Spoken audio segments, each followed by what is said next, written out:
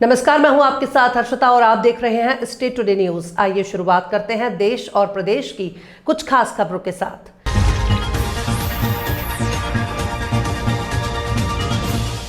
नवागत TI Anil sir को सुवासरा थाने की मिली कमान संभाली है। क्षेत्रवासी ने की मुलाकात, फूल और माला से स्वागत किया। श्री विश्वकर्मा महापंचायत संगठन के जिला अध्यक्ष गोवर्धन लाल विश्वकर्मा, देवरिया विजय से पूर्व सरपंच मदन लाल विश्वकर्मा, डाबला भगवान से लालचंद विश्वकर्मा, सुवासरा गांव से गमान सिंह पवार मौजूद रहे। नरसिंहपुर की केंद्रीय जेल में सवनी के बहुचर्चित हवाला डकैती कांड के 10 पुलिसकर्मियों को शुक्रवार को शिफ्ट किया गया। जेल विभाग के निर्देश पर आरोपियों को सिवनी से एक पुलिस वाहन के जरिए नरसिंहपुर लाया गया। सुरक्षा कारणों से इन्हें स्थानीय सिवनी जेल में न रखकर नरसिंहपुर भेजा गया है। दरअसल सिवनी जेल में पहले से बंद आरोपियों के साथ विवाद की आशंका जताई जा रही थी। नरसिंहपुर जेल प्रशासन को पहले से ही जानकारी दे दी गई थी, जिसके चलते जेल परिसर में सुरक्षा व्यवस्था और कड़ी कर दी गई। दोपहर में पुलिस वाहन के पहुंचते ही सभी 10 पुलिसकर्मियों को जरूरी प्रक्रिया पूरी कर जेल में दाखिल किया गया है। बंडोल थाना प्रभारी एसआई अर्पित भेरम, प्रधान आरक्षक राजेश जंघेला, कार्यवाहक प्रधान आरक्षक रविंद्र सिंह उइके, माखन सिंह इनवाती, आरक्षक जगदीश यादव, योगेंद्र चौरसिया, सुभाष सदाफल, केदार सिंह, रितेश वर्मा, नीरज राजपूत, वहीं निलंबित एसटीओपी पूजा पांडे को रीवा जेल भेजा गया है। बलिया सहतवार में नीरज सिंह गुड्डू, वरिष्ठ सपा नेता, 362 बासठी विधानसभा के नेतृत्व में श्री धाम वृंदावन की प्रसिद्ध रासलीला और विशाल भंडारा का आयोजन किया जाएगा। दिनांक 5 नवंबर 2025 दिन बुधवार को शाम 4 बजे से श्री चैनराम बाबा समाधि स्थल सहतवार में वरिष्ठ सपा नेता नीरज सिंह, विधानसभा बासठी, समाजवादी पार्टी बलिया ने क्षेत्रवासियों से इस अवसर पर अधिक संख्या में उपस्थित होकर पुण्य के भागी बनने का अनुरोध किया। 21,000 दीप जलाए जाएंगे और भव्य भंडारे में 60,000 लोगों को व्यवस्था की जाती है। अगर लाखों लोग भी आ जाएं तो भंडारे में कमी नहीं होती है। कार्तिक पूर्णिमा के अवसर पर गंगा स्नान, दीपदान और भगवान विष्णु की पूजा का विशेष महत्व है। इस दिन गंगा स्नान करने से पापों का नाश होता है और सकारात्मक ऊर्जा का संचार होता है। साथ ही भगवान विष्णु की पूजा करने से जीवन में सुख समृद्धि की प्राप्ति होती है। आयोजन है, कितने तारीख को है?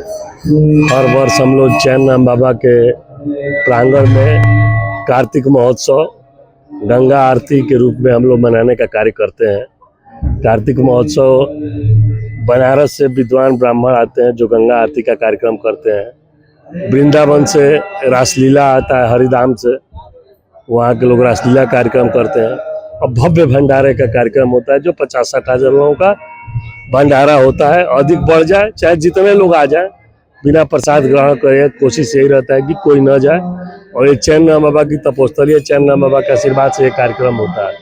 दीप महोत्सव भी रहेगा क्या? हाँ, दीप महोत्सव, गंगा आरती होता है और सारे लोग मिल करके, हाँ, हमारे पूरे क्षेत्र के, बांडी विधानसभा क्षेत्र के, नगर के, जिले के लोग सारे लोग मिल करके दिया जलाने का भी काम करते हैं। पूरे चारों तरफ घाट एकदम दिए से जगमगाएगा। 1000 दियों से जगमगाएगा चैनराम बाबा का मंदिर।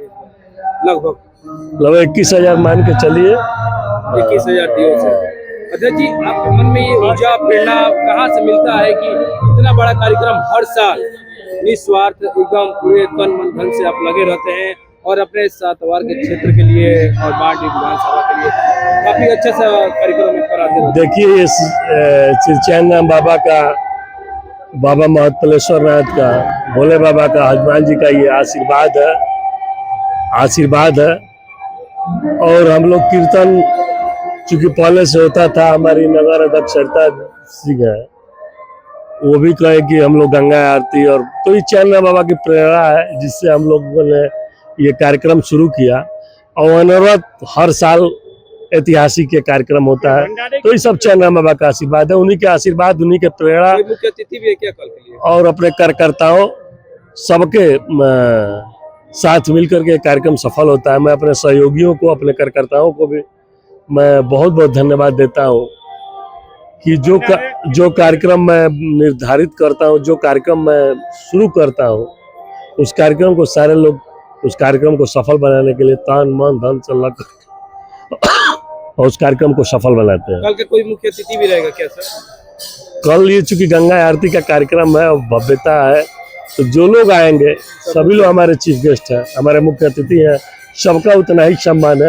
हाँ, जो भी हमारे वरिष्ठ आएंगे नेतागण, उनका सम्मानित चैनराम बाबा के इस तपोस्थली पे सम्मान होगा, इसमें कहीं दो राय नहीं है।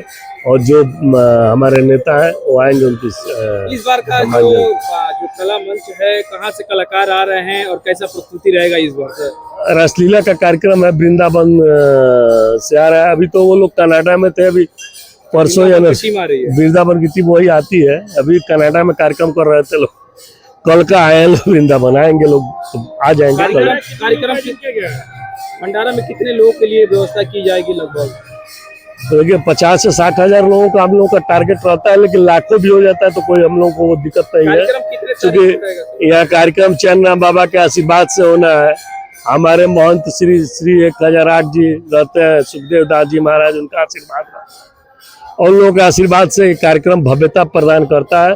और कोशिश यही रहती है कि हर घर में प्रसाद जाए, हर लोग प्रसाद ग्रहण करें, जो आए वो प्रसाद खाए, जो नहीं आए वो अपने परिवार के लिए भी यहाँ से प्रसाद लेके। कितने तारीख को कार्यक्रम है और अपने क्षेत्र के जनता से क्या अपील करेंगे सर? 4 तारीख को एक कीर्तन बैठेगा कल से, और 5 को पुण्यावती होगा। पुण्यावती होने के बाद गंगा आरती का कार्यक्रम होगा, और उसके बाद भव्य भंडारा होगा 4:30। उसके बाद भव्य भंडारा होगा, लोग प्रसाद ग्रहण करेंगे। मैं पूरे अपने विधानसभा के सभी गार्जियन, नौजवान साथी, भाई, मित्र, माता, बहन, जिले के कोने कोने से सभी लोगों को मैं आह्वान करता हूँ, निमंत्रण देता हूँ और उनको आमंत्रण करता हूँ कि आप आइए, प्रसाद ग्रहण कीजिए, हमें अनुग्रहित कीजिए और पुण्य की भी भागी बनिए और चैन राम बाबा के कृपा पात्र भी होइए।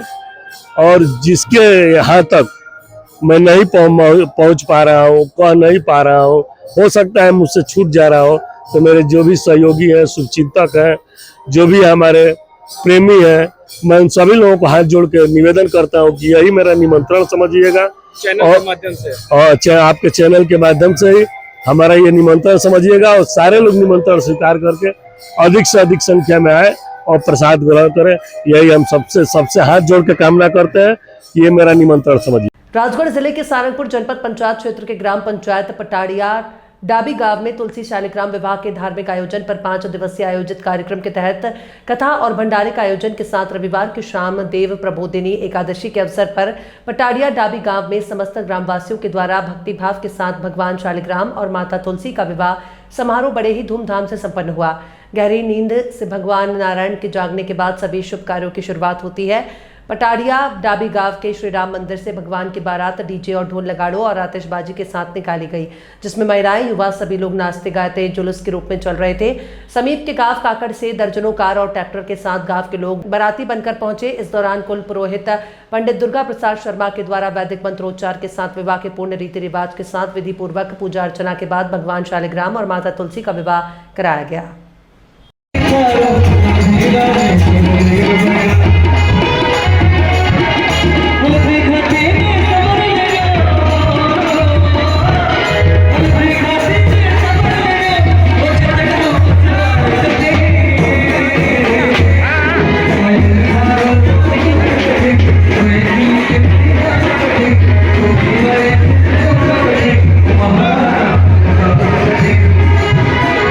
मंदसौर पुलिस की सराहनीय कार्यवाही, पुलिस के हाथ लगे अंतर्राष्ट्रीय नकली नोट का गिरोह। पुलिस कंट्रोल रूम पर मंदसौर पुलिस द्वारा नकली नोट छापने वाले गिरोह का पर्दाफाश किया। इस गिरोह के तार मध्य प्रदेश, राजस्थान, हरियाणा और पंजाब से जुड़े हुए थे और ये गिरोह काफी लंबे समय से नकली नोट बनाने के मामले में सक्रिय था। इन लोगों से करीबन 18 लाख रुपए का मशरूका जब्त किया गया। इस गिरोह का पर्दाफाश करने में वाईजी नगर पुलिस और मुल्तानपुरा पुलिस की संयुक्त कार्यवाही रही। पुलिस मुख्यालय पर प्रेस वार्ता कर इस मामले का खुलासा किया। पुलिस इस नकली नोट के गिरोह को लेकर कई तरह की जानकारियां जुटा रही है। देखिए एक रिपोर्ट। हमारे द्वारा मुल्तानपुरा चौकी में जिसमें कल 3 आरोपी हैं, जिसमें से 2 मंदसौर के अंदर, एक झालावाड़ जिनसे हमारे द्वारा पूछताछ हुई कि हमारे 48,000 के आसपास फेक करेंसी सीखी और उन्हें इसमें टेक्निक के आधार पर जो अन्य आरोपी उनका मतलब जो माला में इस प्रकार के करेंसी को ट्रांसपोर्ट करते थे, उनको भी पुलिस द्वारा गिरफ्तार किया गया। तत्पश्चात इन 5 आरोपियों से फर्दर पूछताछ और टेक्निकल एनालिसिस के आधार पर उनका सोर्स है पटियाला में गाँव पुनः पाया गया। तो जब हमें के पत्रकार तो उसके अंदर हमें 3 लाख रुपये काउंटर करेंसी के मिले। साथ ही साथ आप देख पाएंगे मुझे साथ ही साथ जो डॉक्टर की करेंसी बनाने में यूज होती है, जैसे कलमी, प्रिंटर, A4 साइज के पेपर्स और कंप्यूटर, वो सारे के हमारे द्वारा बरामद किए गए। तो इस प्रकार से हमारे द्वारा सबको जो चीज होती है काउंटर फीस को करेंसी बना दी उसको सर कैसे इन्होंने शुरू किया था, किस तरह?